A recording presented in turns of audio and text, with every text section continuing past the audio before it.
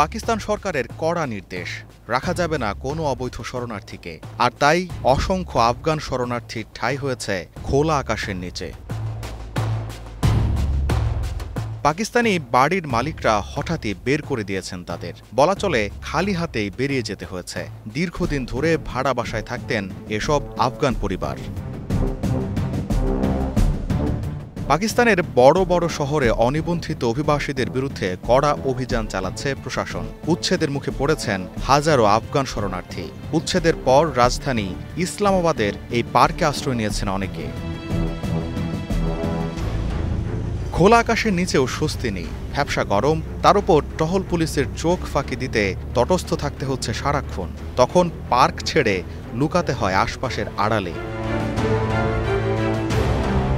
কোনো সরকারি বা বেসরকারি সহায়তা ছাড়াই টানা কয়েকদিন এমন ভব ঘুরে এসব আফগান পরিবার। পুলিশের ধরপাকড়, খাদ্য সংকট এবং আফগানিস্তানে ফেরত পাঠানোর আশঙ্কায় প্রতিনিয়ত আতঙ্কে থাকছেন তারা। তাদের কেউ কেউ তালেবান শাসিত আফগানিস্তানে ফেরত যাওয়াটা ঠিক হবে কিনা তা নিয়ে সন্দিহান। আমার বাচ্চারা পাকিস্তানেই বড় হয়েছে। এখন তাদের যদি আফগানিস্তানে ফেরত পাঠানো হয় তাহলে ওরা সেখানে কি করবে? ওরা তো পাকিস্তানের স্বাধীনতা দিবস পাকিস্তানি বন্ধুদের সঙ্গে উদযাপন করে। এখন আমাদের সবাইকে তাড়িয়ে দেওয়া হচ্ছে, তালেবানের হাতে পাঠানো হচ্ছে। জানি না কি অপেক্ষা করছে।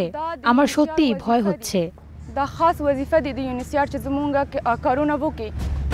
আফগান এসব শরণার্থীদের মধ্যে উচ্চশিক্ষিতরাও আছেন। মধ্যবয়সী অধ্যাপক আহমেদ জিয়া তাদের একজন। তিনি পরিবার নিয়ে আশ্রয় নিয়েছেন খোলা আকাশের নিচে।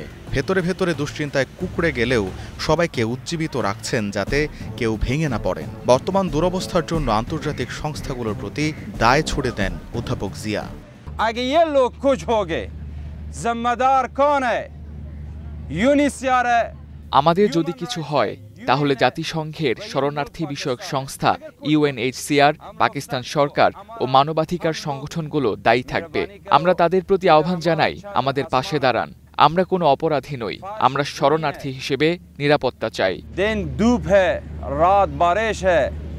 হিসেব বলছে চলতি বছরের 7 মাসেই 21 লাখেরও বেশি আফগান নাগরিককে ফেরত পাঠিয়েছে পাকিস্তান।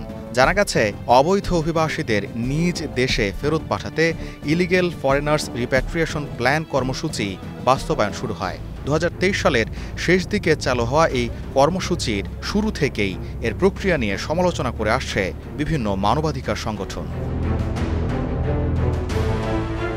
কেবল পাকিস্তানই নয়, সীমান্ত ঘেঁষা আরেক দেশ ইরান বহু আগে থেকেই ফেরত পাঠাচ্ছে অবৈধভাবে বসবাসকারী আফগানিদের, যার হার বেড়েছে সাম্প্রতিক ইরান ইসরায়েলের যুদ্ধের পর। চলতি বছরই 12 লাখের বেশি আফগান ফিরেছেন ইরান থেকে।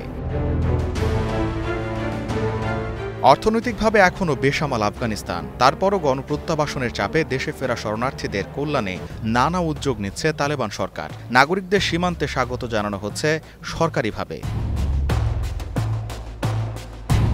ইরান সীমান্তবর্তী ইসলামকালা শহরে বিদেশ ফেরত নাগরিকদের জন্য বিনামূল্যে টেলিযোগাযোগ সেবা প্রদান করছে আফগানিস্তান টেলিকম রেগুলেটরি অথরিটি। উদ্দেশ্য, স্বজনদের সঙ্গে যোগাযোগ যাতে ব্যাহত না হয়।